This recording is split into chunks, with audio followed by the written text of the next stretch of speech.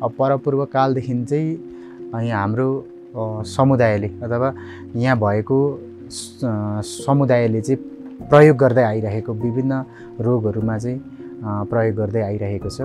Pneumonia हुँदाखेरि प्रयोग हुँदै आइरहेको रोगको लागि चाहिँ त्यो खाने गर्दछ, जसको त्यसको फुल अथवा अन्डाले चाहिँ मान्छेको कुनै ठाउँमा चोटपटक लाग्यो भने त्यहाँ चाहिँ त्यो प्रयोग गर्दाखेरि त्यसले चाहिँ छिटो निको पार्ने गर्दछ भने।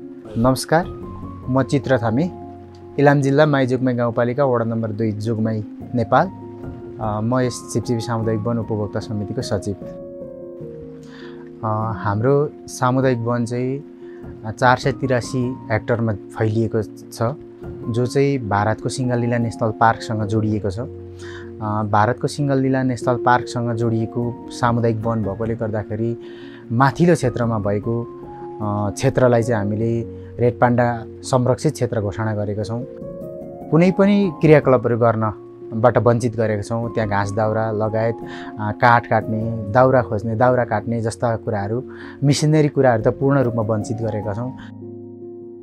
यो सामुदायिक वनभित्र चाहिँ विभिन्न खालको दुर्लभ रेड पान्डादेखि लगेर विभिन्न खालको जनावरहरू चाहिँ पाइने गर्दछ। जस्तै रेड पान्डा भयो, भालु, चितुवा, बँदेल, मृगा, अनि चराचुरुङ्गीमा कालिज, मुनाल, भ्याकुर जस्ता चिजहरू पनि पाइने गर्दछ।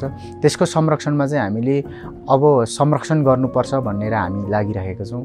किनभने यो संरक्षण गऱ्यो भने मात्र चाहिँ हाम्रो पर्यावरण हामीसँग जीवनसँग जोडिएकोले, वन जीवनसँग जोडिएकोले गर्दाखेरि यसले मानवलाई चाहिँ सहयोग पुग्छ भन्ने हिसाबले चाहिँ यसको संरक्षण गरेको छौँ। पुरै खाली जग्गाहरू भएको ठाउँ थियो, त्यहाँ चाहिँ खुल्ला चरीचरण भएको कारणले गर्दाखेरि चाहिँ खाली जग्गाहरू विगत वर्षहरूमा चाहिँ यो माथिल्लो क्षेत्रमा चाहिँ खुल्ला चरीचरण बढी मात्रामा भएकोले गर्दाखेरि चाहिँ बढी खाली जग्गाहरू भएको त्यो ठाउँमा चाहिँ खाली जग्गाहरू भएकोले गर्दाखेरि चाहिँ खुल्ला देखिने। त्यसले गर्दाखेरि हामीले हाम्रो अनुरोधमा M2M र रेड पान्डा नेटवर्कको सहयोगमा अहिले चाहिँ हामीले स्थानीय जातका बिरुवाहरू लाई चाहिँ वृक्षारोपण गर्न सहयोग गरिदिनु भएको छ। स्थानीय जातको बिरुवाहरू यहाँ भएको लोकल जातहरूलाई रोपेर चाहिँ हामीले त्यो क्षेत्रमा चाहिँ हरियाली भरिपूर्ण बनाउने कामहरू गर्दै विगत वर्षहरूबाट केही वर्ष अगाडिदेखि गर्दै आइरहेका छौँ।